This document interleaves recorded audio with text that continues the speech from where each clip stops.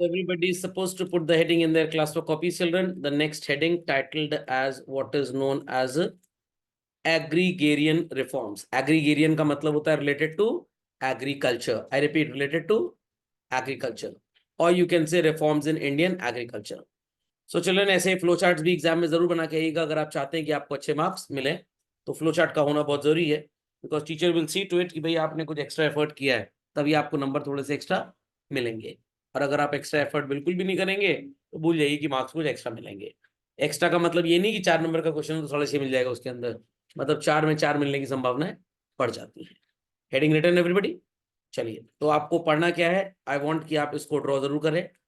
3 तरह के रिफॉर्म्स थे चिल्ड्रन जिन्हें आप टेक्निकल, इंस्टीट्यूशनल एंड जनरल बोलते हैं। टेक्निकल में 5 चीजों की बात करेंगे, इंस्टीट्यूशनल में भी 5 चीजों की बात करेंगे और यहाँ पे 4 चीजों की, मतलब टोटल 14 चीजों की बात करेंगे जो हमारे भगवान राम का वनवास था 14 साल का। तो सबसे पहले आपको नजर आएगा in the category of technical reforms will be using दो सीड्स जिससे हमारा यील्ड ज्यादा से ज्यादा हो। तो वीट की फसल है, मान लीजिए आपके पास अगर सीड्स हैं 1 किलो और उससे 10 किलो आउटपुट होगा, या 1 किलो सीड है उससे 25 किलो आउटपुट होगा, तो ऑब्वियसली बात है आप 1 किलो वाली खरीदेंगे जिससे आउटपुट ज्यादा हो। तो they are called as high variety yielding seeds. Chemical ammonia based fertiliser use करेंगे। ऑब्वियसली बात है क्रॉप की क्वालिटी थोड़ी सी डिटीरियोरेट होगी, बट अगर क्रॉप ही नहीं रहेगा तो लोग वैसे ही मरेंगे। डिटीरियोरेटेड खाएंगे तो चलो थोड़ा बुखार उखार हो जाएगा लॉन्ग रन में, बट वैसे कोई खास मृत्यु नहीं होगी कम से कम। इंसेक्टिसाइड और पेस्टिसाइड का यूज करना बहुत जरूरी है, एल्स आपकी क्रॉप कीड़े चबा जाएंगे, खा जाएंगे, तो आप नहीं खा पाएंगे उसको। Farming practices should be made scientific. अब ये मत सोचिएगा कि एफडब्ल्यू टेलर को यहाँ ले आएंगे और उससे कहेंगे तुम साइंटिफिक मैनेजमेंट करो, nothing like that. Mechanised means of cultivation would be used. हम ट्रैक्टर्स यूज करेंगे, थ्रैशर्स, हार्वेस्टर्स यूज करेंगे जो हार्वेस्टिंग के टाइम पे स्ट्रॉ को अलग कर देंगे बच्चों और ग्रेन को अलग कर देंगे, तो इससे जो आपकी स्पीड ऑफ हार्वेस्टिंग होगी that will be very very very fast. तो इन नटशेल ये 5 बातें समझ में आ गई सबको, झटपट से कॉपी करें फिर मैं आपको इंस्टीट्यूशनल रिफॉर्म समझाता हूँ। Next understand institutional reform children. सबसे पहले इंस्टीट्यूशनल रिफॉर्म था जो हमारे बिचौलिए थे जमींदार, जिन्होंने या तो लैंड अक्वायर किया था सो कॉल्ड चीटिंग करके ब्रिटिश रूल में, या सस्ते में डोमिनेट करके खरीद लिया। तो गवर्नमेंट ने वो सारे लैंड्स वापस दे दिए to the tiller of the soil, मतलब फार्मर जो एक्चुअल खेती कर रहा है। रेंट वॉज रेगुलेटेड, पहले एक हायर परसेंटेज फिक्स था, अब हमने इस वैल्यू को बहुत कम कर दिया, अराउंड 1/3 के आसपास आपको बस पे करना पड़ेगा of the agricultural produce. Consolidation of holdings, अगर छोटे छोटे लैंड्स आपके 3-4 जगह पे हैं तो आपको उतनी ही बराबर वैल्यू का या उतने ही बराबर साइज का एक particular consolidated big combined area of land allot कर दिया जाएगा। जैसे आजकल गवर्नमेंट को मान लीजिए हाईवे बनाना है, बीच में आपका घर आ रहा है, तो गवर्नमेंट आपको ठीक ठाक मुआवजा भी देती है, या मान लीजिए कि आपको लैंड कहीं और दे देगी और बोलेगी वहां जाके रह लो इफ यू अग्री बेसिकली, तो वो केस टू केस बेसिस पे डिफर करेगा। Sealing on land holding and redistribution of surplus land.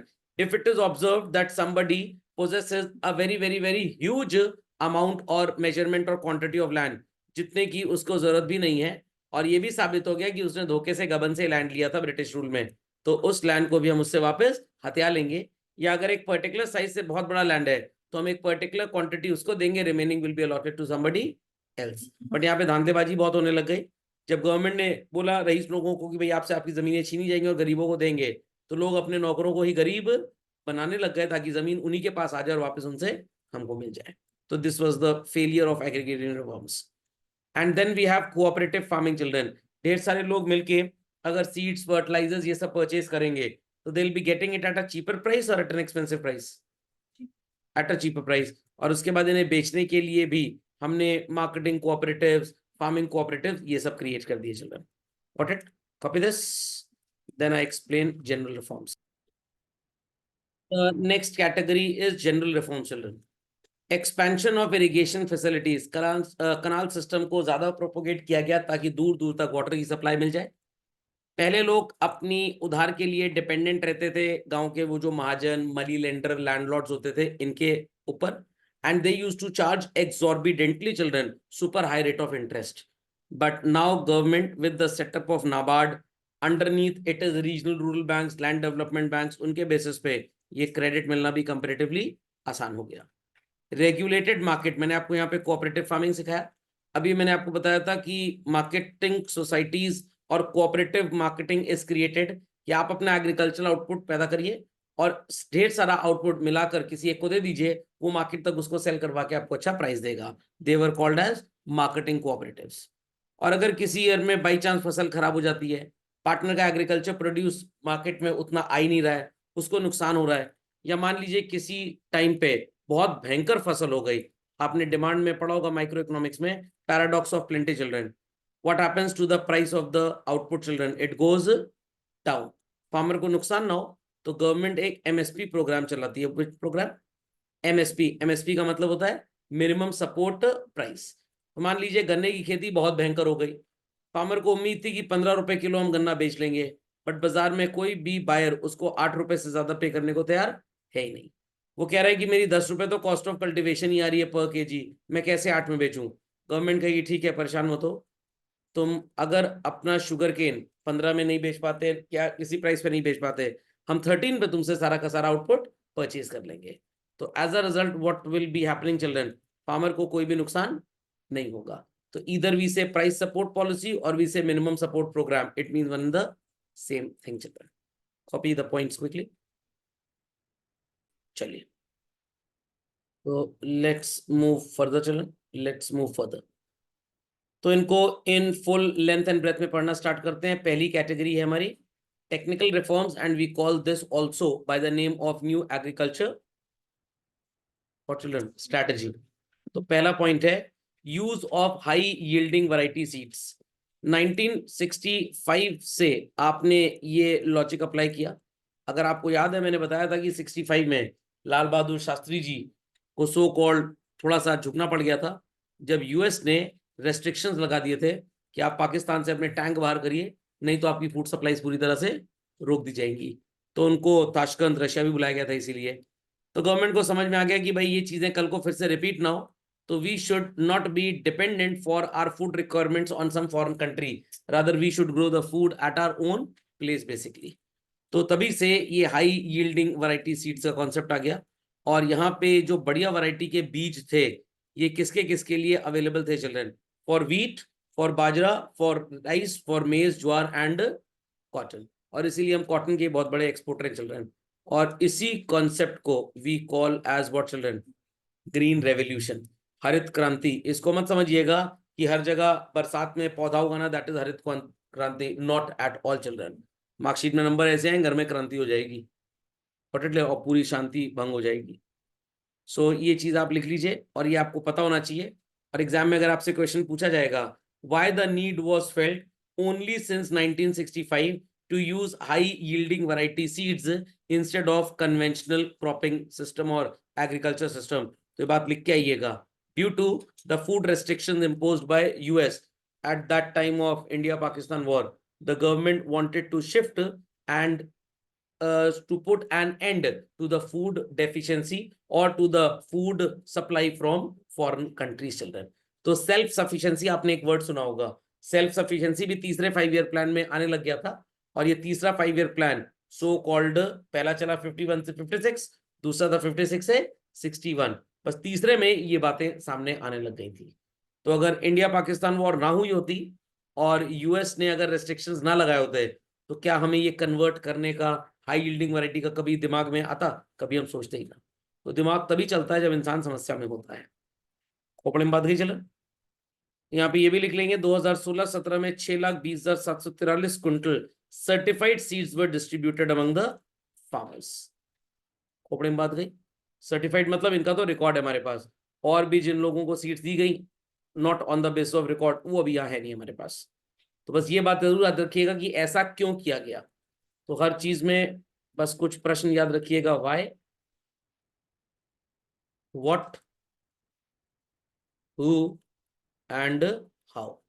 बस हर टॉपिक में ये 3-4 चीजें आपको समझनी है, and that is the so called part of education children.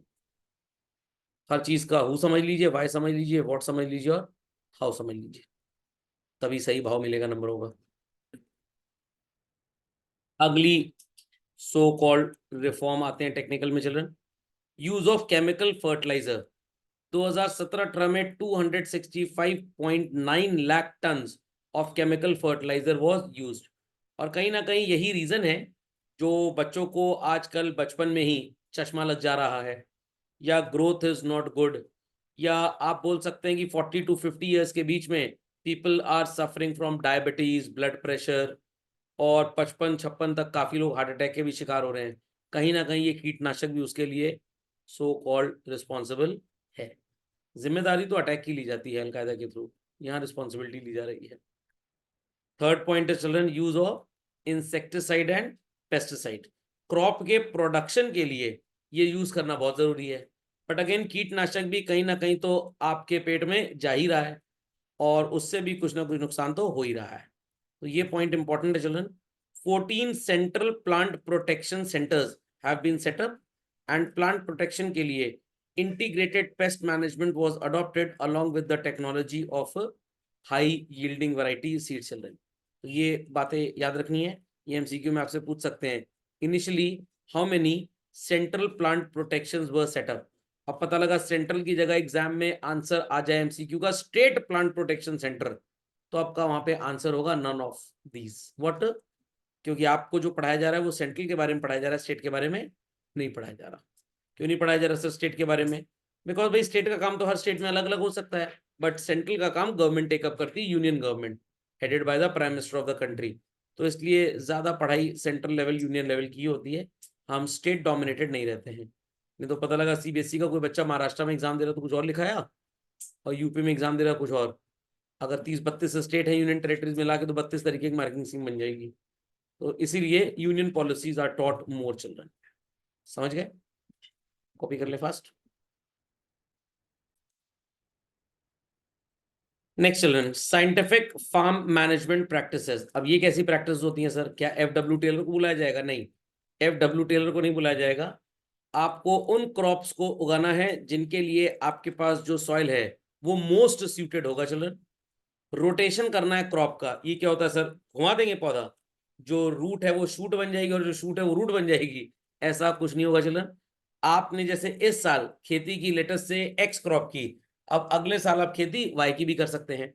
या अगर मान लीजिए कोई ऐसी क्रॉप है जो 8 महीने लग जाएंगे उगने में, 4 महीने आपका खेत एकदम बेकार पड़ा रहेगा फालतू में, तो इट इज बेटर कि ऐसी क्रॉप चुने जो साल में 4 बार कम से कम खेत पे उगा पाए। इससे आपका टर्नओवर जो होगा वो बढ़ जाएगा। तो 8 महीने वाली क्रॉप लेटेस्ट से gives you an output of ₹1,00,000।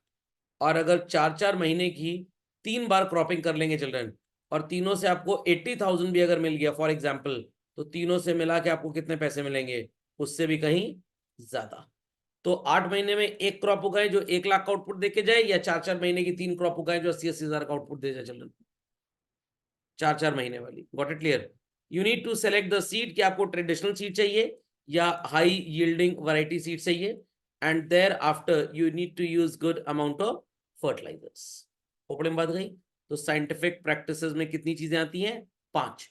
हो सकता है आपको एमसीक्यू पूछे और वहां पे आए which of the following does not relate to scientific method of farming children. तो 4 में से 3 तो आपको मिल जाएंगे, चौथा ऑप्शन हो सकता है नन ऑफ दीज। तो आप जवाब में नन ऑफ दीज लिख देंगे कि भाई ये तीनों तो ऑलरेडी साइंटिफिक फार्मिंग में आते हैं। बट इन 3 के अलावा मान लीजिए लिख के दे दें acquisition of loan at lower rate of interest, क्या वो साइंटिफिक फार्म मैनेजमेंट प्रैक्टिस है? No, that is a general reform basically. Okay, झटपट लिखिए इसको। और चिल्ड्रन एक चीज और मार्क कर लीजिए, IAAP एंड IRDP। अब ये क्या होता है? Intensive agricultural area programme and integrated rural development programme. चलो, ये जो इंटीग्रेटेड रूरल डेवलपमेंट प्रोग्राम है, it is a part of rural employment as well children. जब आप एम्प्लॉयमेंट चैप्टर पढ़ेंगे तो वहां पे आपको सिखाया जाएगा कि गवर्नमेंट ने ढेर सारी स्कीम्स बनाई, जैसे जवाहर रोजगार योजना, ग्रामोदय योजना, स्वर्ण जयंती रोजगार योजना। तो in that connection we had many other schemes, जिसमें IRDP इज कि विलेज का कंप्लीट अपलिफ्टमेंट हो जाए, रूरल एरिया का कंप्लीट अपग्रेडेशन हो जाए। तो this is also a programme for rural development. समझ में आ गई बात? तो आपको एग्जाम में लाइन अगर लिख के आएंगे तो एक्स्ट्रा मार्क्स तो नहीं मिलेंगे, बट मार्क्स कटने की प्रोबेबिलिटी कम हो जाती है। तो IRDP is a common programme, ये रूरल एम्प्लॉयमेंट में भी काम आएगा और यहाँ पे भी काम आएगा। और जब आप फार्मर को ये सारी चारों बातों पे ज्ञान देंगे चिल्ड्रन, तो इन दैट केस फार्मर कभी भी फार्मिंग एक्टिविटी छोड़ के एज सच कहीं पे जाएगा ही नहीं। समझना क्या? तो गांव वगैरह में जो क्राइम रेट है या कहीं पे भी क्राइम रेट है वो इसी सब की वजह से चल रहा है। तो अगर मान लीजिए खेती बाड़ी सबकी बढ़िया चल रही है, तो क्या कोई चोरी चकारी करेगा, मर्डर वगैरह करेगा? नहीं करेगा। बट खेती है नहीं, काम कोई है नहीं, तो एक कहावत है ना, खाली दिमाग शैतान का घर, शैतान का घर, शैतान की दुकान, शैतान की जेब, सब कुछ है वो शैतान का। Is that clear? और काफी थ्योरीज भी है क्रिमिनोलॉजी में इसके बेसिस पे चल रहे हैं कि जहां पे लोगों के पास काम धाम कम होता है वहां क्राइम रेट ज्यादा होता है। काम धंधा है आपके पास बढ़िया, तो आप ऑलरेडी दिन भर उसी में बिजी हैं, क्या कोई चालबाजी या दिमाग में कोई गलत हरकत आएगी? बिल्कुल नहीं आएगी। खाली बैठे हैं चौराहे पे एकदम अड्डेबाजी कर रहे हैं, चाट वाला निकल रहा है, उसे 2 फुल्की खा लिए फ्री में। सड़क पे जा रहे हैं, 2 केला निकाल के छीन के खा लिए सब फल वाले ठेले से। तो क्राइम रेट तभी बढ़ता है जब लोग खाली ज्यादा होते हैं। कम खाली रहेंगे तो क्राइम रेट भी कम होगा। इसीलिए मोदी जी कोविड में कह रहे थे लोग हैं खाली, अब बजाओ थाली, दे ताली। समझ गए? इसीलिए शायद ताली वाली उन्होंने थाली बजवा दी थी। खाली हुए काम तो कर नहीं रहे लोग। फिर कुछ दिन बाद बोले दिया जलाओ, और बेचारों का अपना दिया लोग बुझा दिए। नंदसलन लिख दिया, बी क्विक करिए। मैकेनाइज्ड मीन्स ऑफ कल्टीवेशन, ये तो बहुत सिंपल है। यूज ऑफ मैकेनाइज्ड मीन्स का मतलब होता है कि भाई आप एग्रीकल्चरल मशीन यूज करें। क्रेडिट फैसिलिटी तो आपको कोऑपरेटिव से मिल ही जाएगी। Small and marginal farmer agencies, marginal farmer मैंने आपको बताया था क्या होता है बच्चों, वो फार्मर जो जितना पैसा इनपुट पे लगाता है कल्टीवेशन करते टाइम, उसका आउटपुट भी सिर्फ उतना ही होता है। क्या उसके पास री इन्वेस्ट करने का कोई भी तरीका होगा बच्चों? बिल्कुल नहीं होगा। एंड देयर आफ्टर चिल्ड्रन, ये जो फार्मर्स होते हैं ये बहुत गरीब होते हैं, इसीलिए ये लोन लेते हैं। तो लोन अगर इन्होंने कोऑपरेटिव सोसाइटी से लिया है, अगर इन्होंने लेटेस्ट से रीजनल रूरल बैंक या किसी कमर्शियल बैंक की विलेज ब्रांच, ग्रामीण शाखा जिसको बोलते हैं, उससे लिया है, तो उतना प्रॉब्लम नहीं है। But if they borrow from money lenders, महाजन, साहूकार children, what happens, their rate of interest is exorbitantly very high. पता लगा पहली जनरेशन दादाजी लोन लेके गए थे, उनका ग्रेट ग्रैंड चाइल्ड तक भी वो इंटरेस्ट ही पे कर पा रहा है। तो इसके लिए एक आपको शब्द मैंने बताया था, and what was that word children? Debt trap children. Is that understood? तो many a time children agro industry corporation भी सेटअप किए गए हैं ताकि वो किसानों के काम को ज्यादा से ज्यादा बढ़ावा दे पाए। Is that clear? तो गूगल करिएगा आर्या एग्रो करके चिल्ड्रन, आपको मिल जाएगा। मेरे फ्रेंड का वेंचर है। तो सो कॉल्ड उसने इंजीनियरिंग करने के बाद कोई जॉब नहीं पकड़ा, उसको ये सेक्टर बढ़िया नजर आया। समझ में आ गया? तो इंडिया के top most agro industrial corporation में ये नाम आता है चिल्ड्रन। देखिएगा आपको मिलेंगे सीनियर पोजीशन पे मिस्टर आनंद चंद्रा। एक मैंने लास्ट वीडियो पे उनका चेहरा भी दिखाया था, बात भी की थी, आर्या एग्रो करके। तो ये सब कॉर्पोरेशन इसीलिए बनाए जाते हैं ताकि जो किसान मार्केट तक अपना आउटपुट नहीं ला पा रहे वो इनको सेल कर दें, और इनके through that will come to the market basis. नहीं तो जो मिडिल मैन होगा ज्यादा से ज्यादा पैसा वही कमा जाएगा पूरा का पूरा। So after doing this, children, put the heading institutional or land reforms.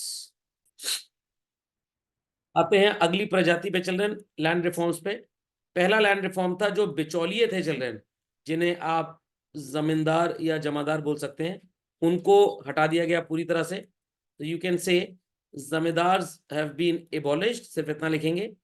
Ownership rights have been given to the tiller of the soil. Tiller कौन होता है चिल्ड्रन?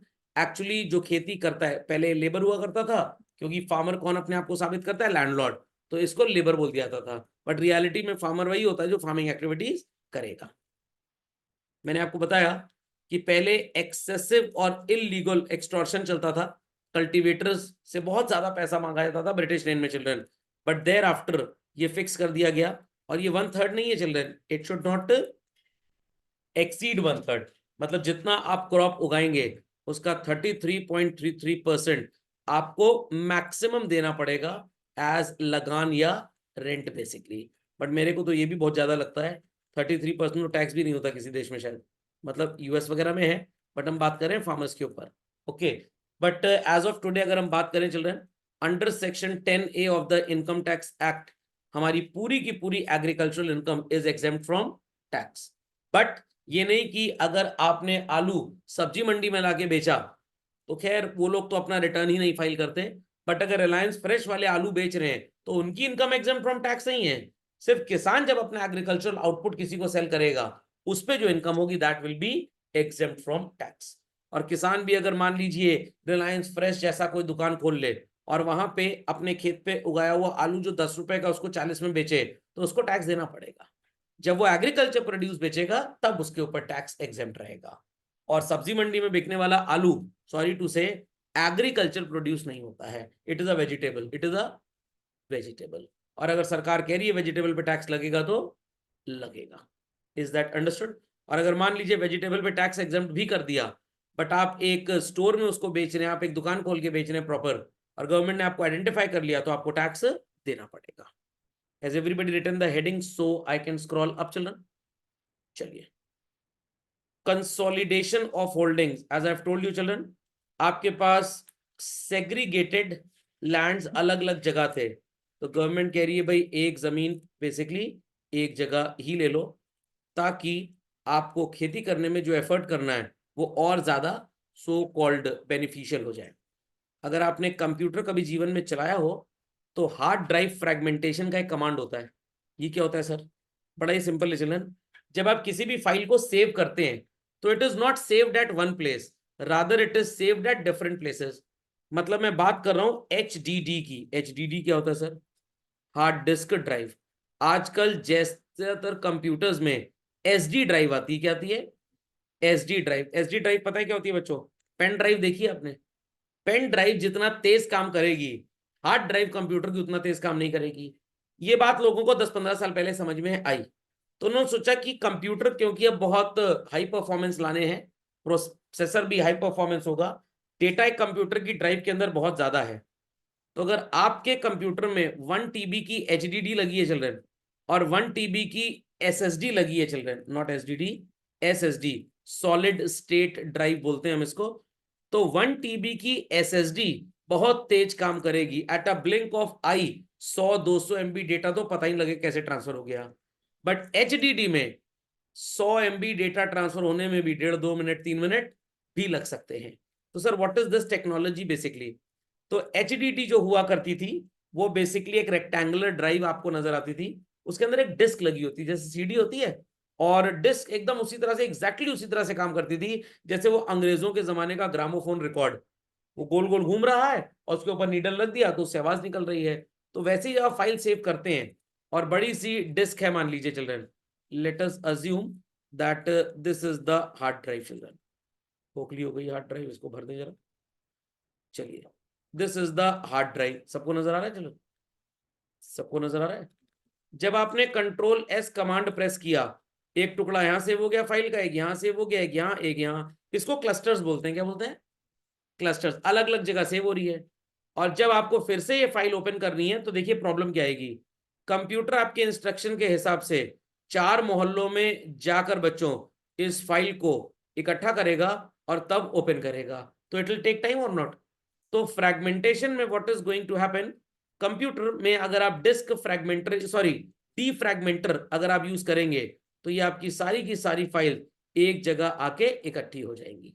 Is that clear? तो एक पर्टिकुलर फाइल जो बिट्स एंड पीसेस में store थी अलग अलग जगह, वो एक जगह जब आ जाएगी तो उसका एक्सेस स्ट्रांग हो जाएगा। तो उस जमाने के कंप्यूटर्स में डिस्क डीफ्रैगमेंटर होता था। डिस्क डीफ्रैगमेंटर कहां मिलेगा आपको सर? ये अगर आपने विंडोज का, आजकल नहीं होता है सब, SSD में नहीं काम करता है सब, तो डिस्क डीफ्रैगमेंटर आपको एक्सेसरीज में जहां पेंट ब्रश होता था वहां पे मिलेगा। खैर I am not a computer teacher.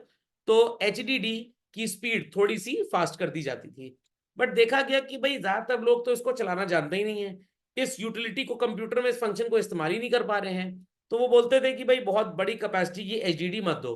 Companies को नुकसान लगने लग गया अपना कि भाई हाई कैपेसिटी HDD लोग खरीद ही नहीं रहे हैं।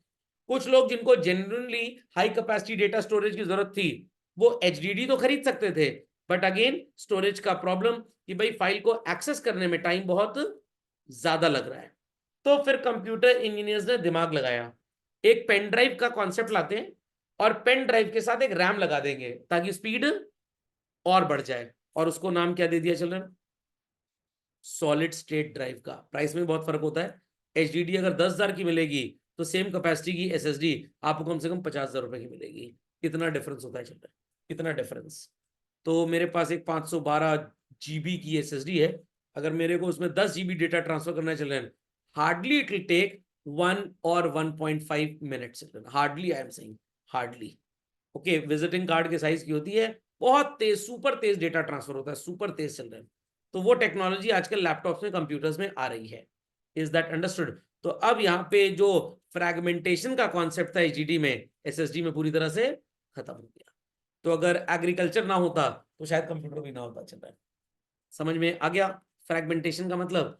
तो बिट्स एंड पीसेस में अगर इंफॉर्मेशन आपके दिमाग में है और आपने नोट्स बना लिए, तो आपकी सारी की सारी इंफॉर्मेशन जो फ्रैगमेंटेड थी वो कंसोलिडेट हो गई। क्या हो गई? तो डीफ्रैगमेंटेशन बोले या कंसोलिडेशन बोले, बात एक ही है।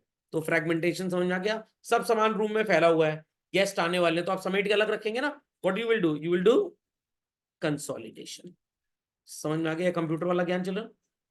चलिए, तो लेट्स प्रोसीड फर्दर चिल्ड्रन।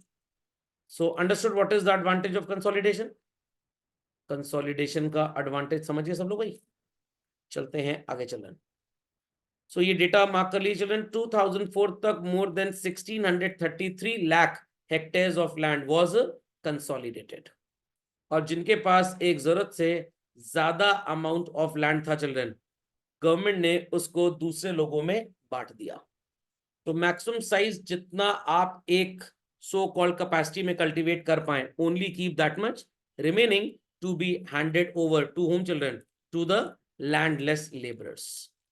तो इसको मार्क करेंगे आप, surplus was given by the government and redistributed among small और लैंडलेस लेबरर्स। समझ में आ गया सीलिंग वाला और कंसोलिडेशन का पॉइंट? कंफ्यूज तो नहीं होंगे? कंसोलिडेशन का मतलब छोटे छोटे टुकड़े जमीन के आपसे लेकर एक बड़ा टुकड़ा आपको दे दिया गया। कंसोलिडेशन एक पर्टिकुलर साइज से ज्यादा का लैंड अगर आप होल्ड कर रहे हैं जो आपकी फैमिली के लिए रिक्वायर्ड है ही नहीं, तो ऐसा आने वाले टाइम में अगर गवर्नमेंट रूल बना दे कि आपका बहुत बड़ा सा घर है, बहुत बड़ी सी हवेली आपकी, रहने वाले सिर्फ 4 लोग, इससे पहले की आइडिया आए और आप उसको होटल में कन्वर्ट करें, वो जमीन आपकी सरकार गरीब लोगों को दे देगी, उनके लिए फ्लैट बनवा देगी। EWS, economically weaker section of the society के लिए घर बना दिए जाएंगे। Is that clear? But don't worry, अभी इंडिया में ऐसा रूल नहीं है, बट कोई भरोसा नहीं कब आ जाए। चलिए, फीलिंग वाला पॉइंट भी समझ में आ गया सबको बच्चों? पक्का?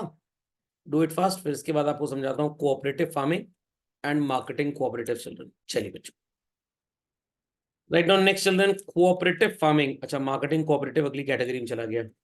So this is encourage. How it is encourage children?